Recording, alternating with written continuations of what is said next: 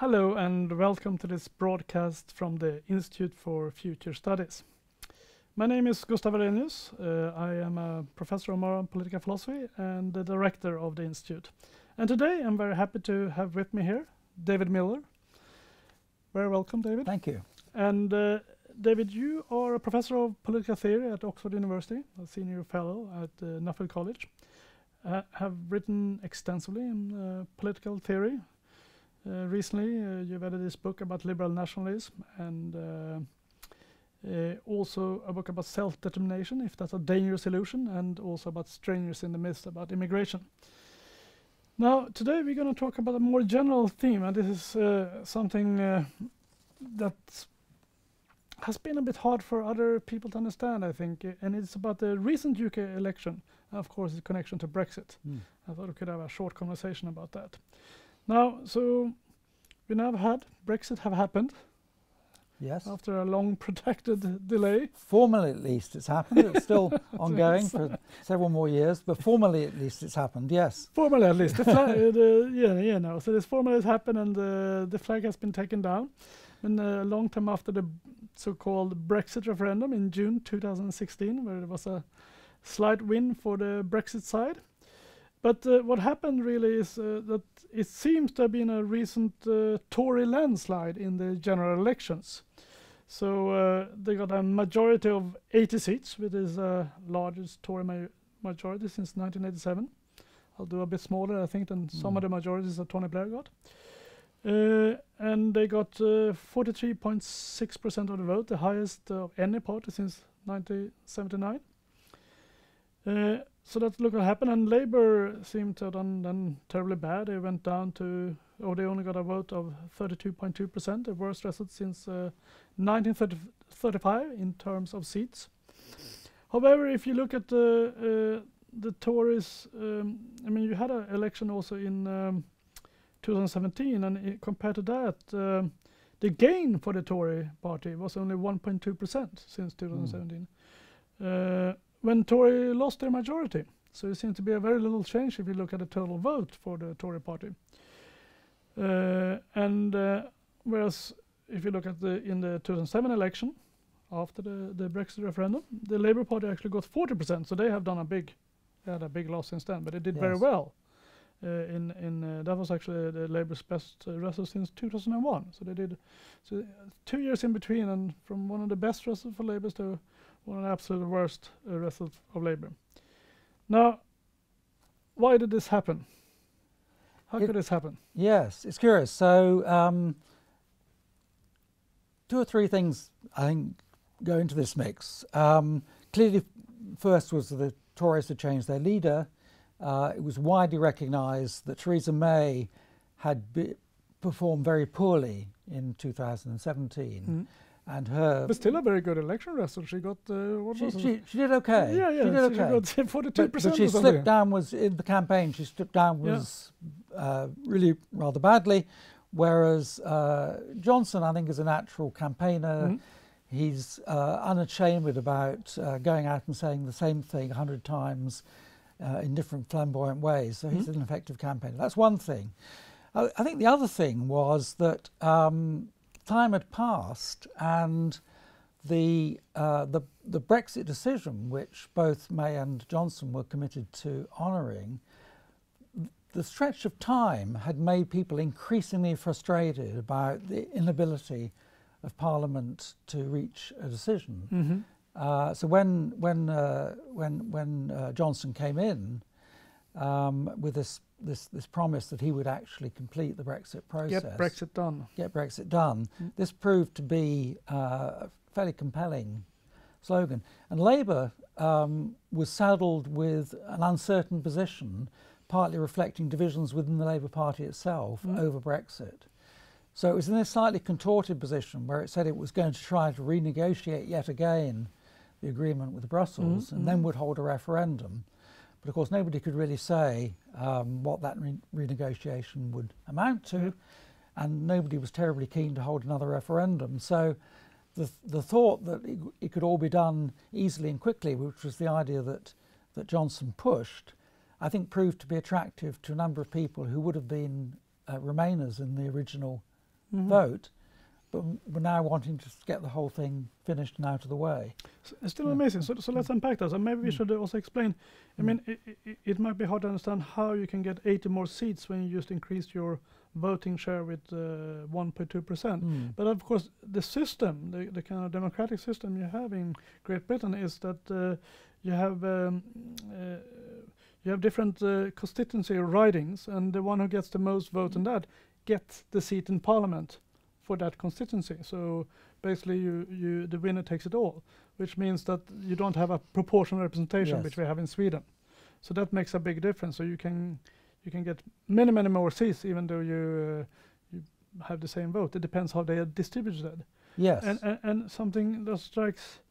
So here, and in this particular case, a factor was we also have this Brexit party. Exactly. I was going to ask you about that. So it was quite crucial that prior to the election, the Brexit party decided not to stand against Conservative candidates in seats where they were already Conservative seats, but would stand in seats held by Labour. And so the effect was it pulled votes away from Labour and helped the Conservatives in that way. Yeah. So there's many interesting aspects there, how they easily could collaborate, the Brexit party and the Tory party. But I looked at some of this. There's something called the red wall. This is where you usually have very safe Labour majority or Labour seat, and the Brexit party was running. And many of those, the Brexit party did rather well. They got 5 to 8%. Yes. And of course, that can be very decisive if those are coming from the Labour Party. Yes. That will make Tory the biggest party. Yes. So that, I guess, is part of the explanation why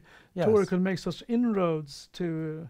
I'm sure that's correct. I'm not a psephologist, but I'm sure that's correct. That they were attracting working class Leave voters who maybe wouldn't make the transition directly to Conservative, but were willing to support Brexit party. Yeah, that's going to be interesting when we see this flows. But I mean, it's clearly a possibility that they could say, well, I can never vote for the Tories, but the Brexit party, that's more kind of, and you have some anecdotal evidence for that, where people say, look, you know, the Brexit party, I'm voting for them this time, so we can get Brexit done, and then I'll go back.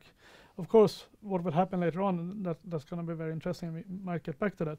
But that was one thing. And then you were talking, of course, we have Remainers and we have Leavers, as we call them. Remainers who want to stay in the European Union, and Leavers who want to leave it. And as you said, the Labour Party was split there and seemed to have a hard time handling it. But also the Tory Party was split between Remainers and Leavers. Well, it had been split, but in this election, Johnson somehow got them all to sign up to leave.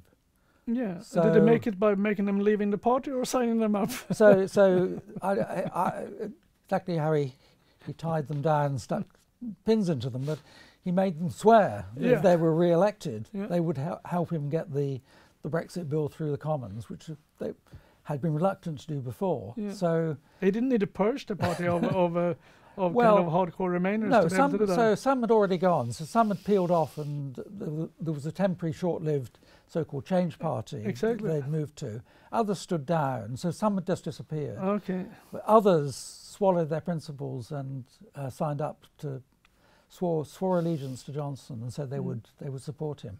So going back then to the Labour Party, so they had this rather successful election in 2017. As you said, it's partly because of May perhaps not doing very well.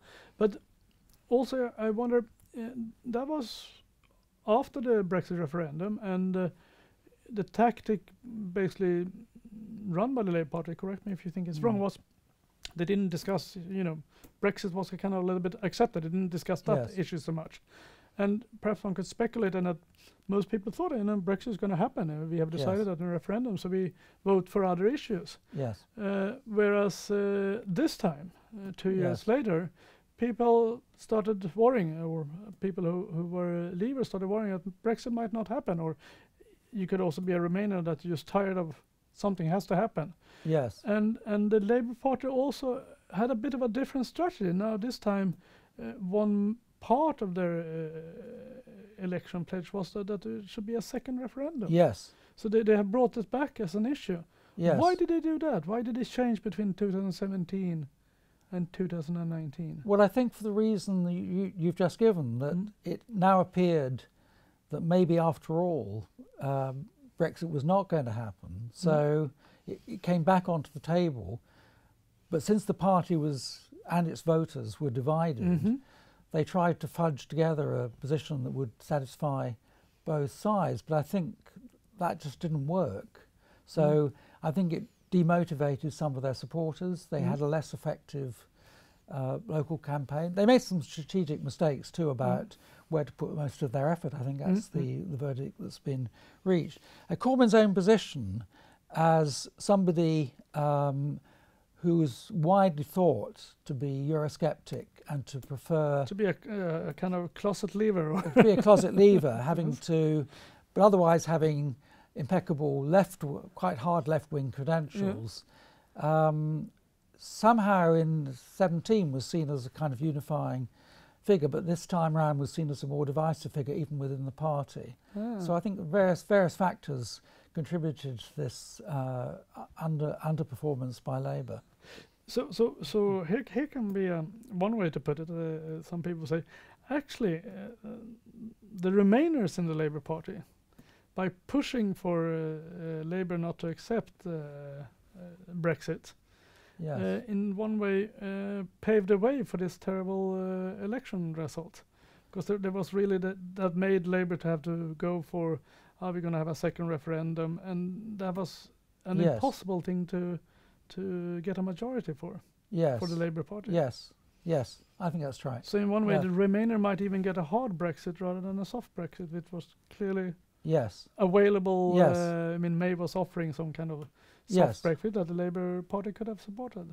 I agree with you. I think the party made a mistake in not supporting May at the time at which she needed votes to help her get a soft Brexit. So it may be that we do get a harder Brexit as a result of that miscalculation by the Labour Party. We should get back to that. But I was going to ask about another thing, because something that is striking for somebody looking at it, this election and some of the early elections from abroad, is that for the third time you got 4 different parties that won the most seats in the 4 nations or countries that make up the United Kingdom. So I mean, the Conservatives won a majority in England, as usually. The SNP, the Scottish Nationalist Party, won again a majority in Scotland.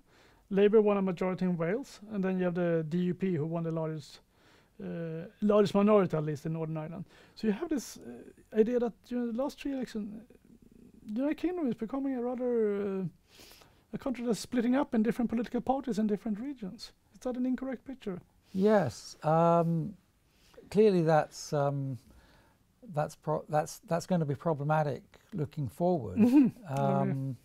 And this sort of combination of an anti-European Conservative government in Westminster and a pro-European SNP government in Edinburgh is likely to be somewhat toxic. Indeed. I think the Welsh situation is not so severe, partly because Wales did vote to leave in the referendum, so there isn't a Remain majority in Wales as there is in Scotland and in Northern Ireland as well.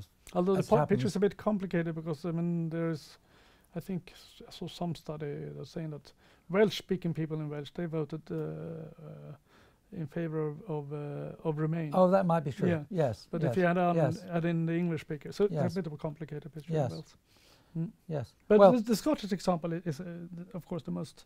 So at the moment there is a headlong clash, because the leader of the SNP is demanding another referendum on Scottish independence within a short space of time, and the government is flatly refusing that demand for the foreseeable future. So, in formal and legal terms, the government holds the strong hand. But of course, politically, and again, if the SNP continues to win big majorities in the Scottish Parliament, politically it's a rather unstable situation. But what, I mean, as you say, I mean, Westminster holds the stronger hand. I mean, so I mean, there's nothing that can be done legally from the side of the Scottish Nationalist Party. I mean, they can't go independent. They can't declare. There's no legal basis for declaring independence as such. No. They need to have an agreement. Yes. So what can they do? I mean, if Westminster, the United Kingdom's government just says no, there's nothing they can do. Or will we get a Catalan situation? Yes. Yeah. Well, I just think that because these are democracies, it's not the Soviet Union. Yeah, that's true. So at a certain point, whatever the legal position, if there's a solid and consistent enough majority that really wants independence, I think it's quite hard in a democracy to resist that. So yes, I mean, Spain formally has taken this view. The UK position is unclear, though I think actually a major concession was made back in the past in the case of Northern Ireland, where as part of the sort of Good Friday Agreement, there was a sort of clause which said if there were to be a clear majority for unification with Ireland, the UK government would respect that. Oh, yes. Yeah. I think the wider significance of that wasn't recognised at the time, but actually, if you say there was a principle involved then, that would also presumably mean that in the case of Scotland too, if not legally, then politically, it would be difficult to resist. So I think the question is whether, as the sort of aftermath of Brexit plays out and settles down, whether there is, at the moment, I think it's very finely balanced in Scotland. Support for independence hovers at around the 50% mark. If that needle were to go and it was 60 or 70%, then I think it would be very hard to resist. If it stays at around the 50% mark, I think then the Conservative government can hold its line. But otherwise it might even be a Scottish independence. I mean, that would be a rather dramatic It would be effect. dramatic, yes. I mean, as you correctly pointed out, I mean, in one way Brexit have happened, in one way it haven't happened at all, because everything is happening now. So that's one. Another thing, of course, that been much discussed during this time is what's going to happen with Northern Ireland and the Good Friday Agreement. What do you think will be the future of that now when we are having this Brexit? This is very difficult because we have yet to see exactly how the solution to the border problem is going to play out. So, I mean, in broad outline, the solution is that you keep the border between Northern Ireland and the Republic of Ireland largely open, but at the cost of introducing some border checks between the mainland of England, Britain, and Ireland. So in the North Sea, in the Irish Sea, there's going to be. Has never been before. I mean, that's a new thing. No. And isn't that of a certain symbolic character? I must say, because that is really starting treating the island as one unit. Yes. So some observers think, and this is the fear of the unionist parties, the effect of this will be to increase support for Irish unification in the longer term. But I think it's going to depend how it works out. We don't know the details yet. It's all to be discussed. Actually, that's going to be my last question. I mean, there are different forms of Brexit. It's happening now. We can have a soft Brexit or a hard Brexit, and I thought myself that one effect of this great majority that the Tory party got, that Boris Johnson now probably would go for a softer Brexit because it's not so dependent on the so-called hard Brexiteers. But I also became more certain about that when I hear some things he said. So what do you think is going to happen? Is it going to be a softer or hard Brexit? Like you, I thought that having a larger majority would give him the room to manoeuvre, and that his own convictions, which are actually rather weak, I think he's a very pragmatic politician, he would see the sense in having a soft Brexit, and that would be the outcome. However, I think against that must be set the fact that he's come in with a kind of dynamic agenda and a promise to make the substance of Brexit happen quickly. And as far as I can see, the implication is that a quick Brexit has also to be a hard Brexit. If you want to do it quickly, you have to go for a very weak relationship along the sort of Canadian-style lines, whereas a more complicated integrated relationship with Europe would take longer to work out. So maybe the time factor pushes him towards a harder Brexit, even though his own inclinations, I think, might be towards something softer. Yeah. So we will still have exciting times regarding Brexit going on. I mean, we will not, do. Yeah, it's yes, not we over will yet. Not over I yet. promise. Thank you very much. Thank you very you. much, David, for this. It was very great to have this discussion, and thank you for being here.